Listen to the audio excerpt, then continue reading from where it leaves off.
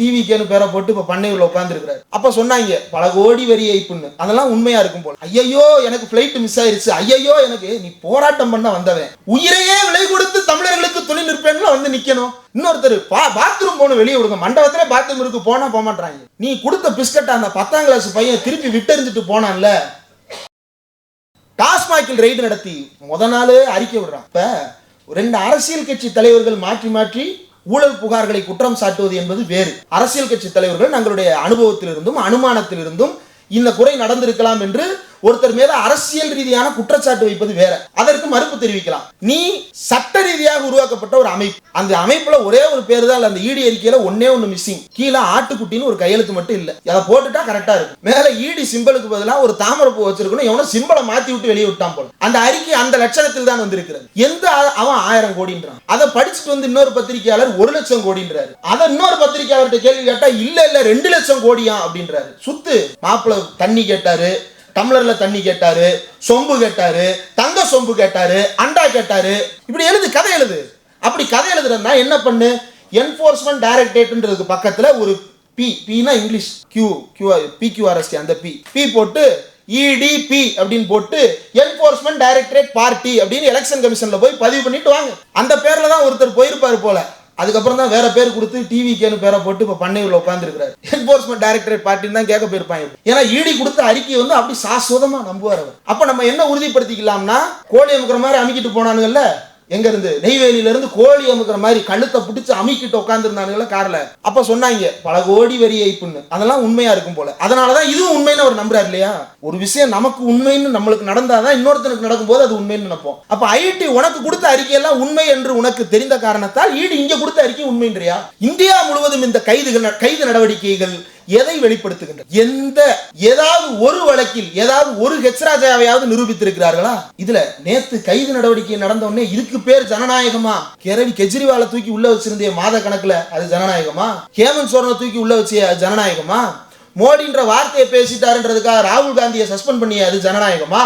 ஒரு பெண் என்கின்ற காரணத்தினாலேயே அந்த பெண் வெளியில வந்து சொல்ற, மகுவா மொய்த்ரா, வார்த்தைகளால் என்னை துகிலுரிந்தார்கள். அப்ப எவ்வளவு அவமானப்படுத்தப்பட்டிருப்பார் அந்த பெண். அப்படி அவமானப்படுத்தின கமிட்டிக்கு பேர் என்னன்னா எத்திக்ஸ் கமிட்டி. அந்த எத்திக்ஸ் கமிட்டியில் அந்த பெண் என்ன, அந்த பெண்ணுக்கு நடந்தது ஜனநாயகமா? மணி சிசோடியாவுக்கு நடந்தது ஜனநாயகமா? சிவசேனா கட்சியில் நீ செய்தது ஜனநாயகமா? அதற்கு நீதிமன்றம் கொடுத்த தீர்ப்பு ஜனநாயகமா? இதுவெல்லாம் ஜனநாயகம் என்றால் ஒன்னு அவசரஸ் பண்ணது ஜனநாயகம் தான். ஒன்னும் பண்ணல, தூக்கி உள்ளே எல்லாம் வைக்கல. அரசியல் கட்சி தலைவர்கள் இருக்கிறாங்க, முன்னாள் எம்எல்ஏ இருக்கிறார், இன்னாள் எம்எல்ஏ இருக்கு. நீங்க பெர்மிஷனே வாங்கிட்டு போராட்டம் நடத்தினாலும் கைது தான் பண்ணுவாங்க. பெர்மிஷன் வாங்கிட்டு போராட்டம் என்று நடத்தினால் போராட்ட முடிவில் கைது தான் நடக்கும். மண்டபத்துல கூட்டு உட்கார வச்சு கவர்மெண்ட் செலவுல நல்ல கறி சாப்பாடு, சாயங்காலம் வீட்டுக்கு ஒரே கதறல். ஐயோ எனக்கு பிளைட் மிஸ் ஆயிருச்சு, ஐயோ எனக்கு, நீ போராட்டம் பண்ண வந்தவன் உயிரையே விலை கொடுத்து தமிழர்களுக்கு துணை நிற்பேன்னு வந்து நிக்கணும். ஒரு பிளைட்டுக்கு பொறுக்க மாட்டியா நீ? பிளைட்டுக்கு டைம் ஆச்சு. இன்னொருத்தர் பாத்ரூம் போன வெளியே விடுங்க, மண்டபத்திலே பாத்ரூம் இருக்கு, போனா போக மாட்டாங்க. இப்படி நாடாளுமன்றத்திலும் சரி, இங்கு மக்கள் மன்றத்திலும் சரி, இந்த சங்கிகள் அடிக்கின்ற கூச்சலும் குழப்பமும் கொஞ்ச நஞ்சம் அல்ல. இதுல அந்த ஈடி வழக்குல முதல் குற்றவாளியாக முதலமைச்சர் ஸ்டாலினை சேர்க்க போகுது. ராகுல் காந்தியை நீ கைது செய்து சிறையில் வைப்பதாக சொல்லும் போதே தமிழ்நாடு காட்டிய எதிர்ப்பு அவ்வளவு சாதாரணம். ராகுல் காந்தியை கைது செய்யல, சிறை தண்டனை கொடுப்பதாக அறிவித்தார்கள். அந்த அறிவிப்புக்கே மொத்த இந்தியாவும் காட்டாத ஒரு கொதிப்பை தமிழ்நாடு. ஏன்? நம்முடைய முதலமைச்சர் தான் சொன்னார், இன்றைக்கு இந்தியாவில் இருக்கின்ற தலைவர்களிலேயே தனித்துவமான ஒரே தலைவர் ராகுல் காந்தி என்று முதலமைச்சர் சொன்னார். ஏன் சொன்ன? ராகுலுக்கு தான் தெரிந்தது, இந்த தமிழ்நாட்டில் கம்பை தூக்கி கொண்டு எவனாவது வந்தால் அந்த கம்புக்கு எதிராக பெரியாரின் கைத்தடி நிற்கும். அந்த கைத்தடியின் கருப்புக்கு முன்னால் எந்த காவியும் நிற்க முடியாது என்பது ராகுலுக்கு. அதனால்தான் அவர் சொன்னார், you will never ever enter into the premise of Tamil Nadu என்று அவர் சொன்னார். தமிழ்நாட்டு உறுப்பினர்களால் கூட அவ்வளவு சத்தமாக அதை சொல்ல முடியவில்லை. ராகுல் அதை சொன்னார். ராகுலுக்கு தமிழ்நாடு அந்த உணர்வை காட்டியது என்றால் ராகுலை தமிழ்நாட்டுக்கு காட்டியவர் ஸ்டாலின். அவரை ஏ1 சொல்றியே, நீ போடு கேஸ ஏ1ன்னு முத்துவேல், கருணாநிதி, ஸ்டாலின் 3 வார்த்தைக்கு அர்த்தம் என்னன்றத தமிழ்நாடு பிறகு உனக்கு காட்டும்.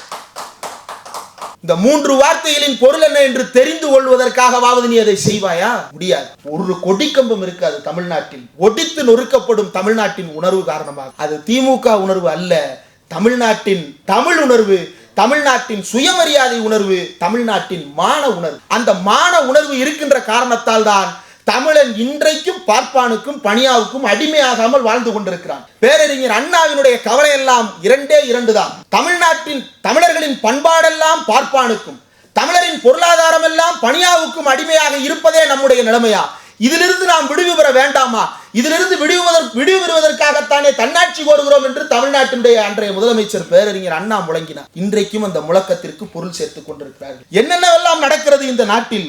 கையெழுத்து இயக்கம் 3 மொழிக்கு ஆதரவாக 10 லட்சம் பேர் கையெழுத்து போட்டார்கள். நீ கொடுத்த பிஸ்கட் அந்த 10ஆம் கிளாஸ் பையன் திருப்பி விட்டெறிஞ்சிட்டு போனான்ல, திருப்பி வீசி எறிந்தது பிஸ்கட் பாக்கெட் அல்ல, தொடச்சுக்கணும். அது அந்த 10ஆம் கிளாஸ் பையன் தூக்கி எறிந்தான்ல, அதுதான் தமிழ்நாட்டின் மான உணர்வு. 10 லட்சம் பேர் கையெழுத்து போட்டார்கள். இப்படி தமிழ்நாட்டிற்குள் காமெடி செய்து கொண்டிருக்கிறார்கள். இந்த காமெடிக்கு பின்னால் இருக்கக்கூடிய ஒரே பெரிய வேட்டை திட்டம், வேலை திட்டம் அல்ல, வேட்டை திட்டம் என்னவென்றால், தமிழர்களை இந்தி பேசுகின்ற மாநிலங்களுக்கெல்லாம் அடிமையாக்க வேண்டும் என்பதுதான் இவர்களுடைய ஒரே இலக்கு. கிறிஸ்டோபர் ஜாஃபர்லே இந்தியாவில் நடக்கக்கூடிய இந்த கொடுமைகளை எல்லாம் அனுதினமும் பார்த்து அது குறித்து கருத்துக்களை வெளிப்படுத்துபவர், ஆய்வு பூர்வமாக தன்னுடைய சான்றுகளை வெளியிடுபவர். அவரும் தமிழ்நாட்டை சேர்ந்தவர்களும் இன்னும் பலரும் அங்கு பணியாற்றி கொண்டிருக்கிறார்கள். கிறிஸ்டோபர் ஜாஃபர்லே சமீபத்தில் தான் வெளியிட்ட ஒரு கருத்து, அவர் வெளியிட்ட ஒரு ஆய்வறிக்கையில் எழுதியிருக்கக்கூடிய கருத்து என்னவென்றால், the growing gap between the north and south will foster tensions.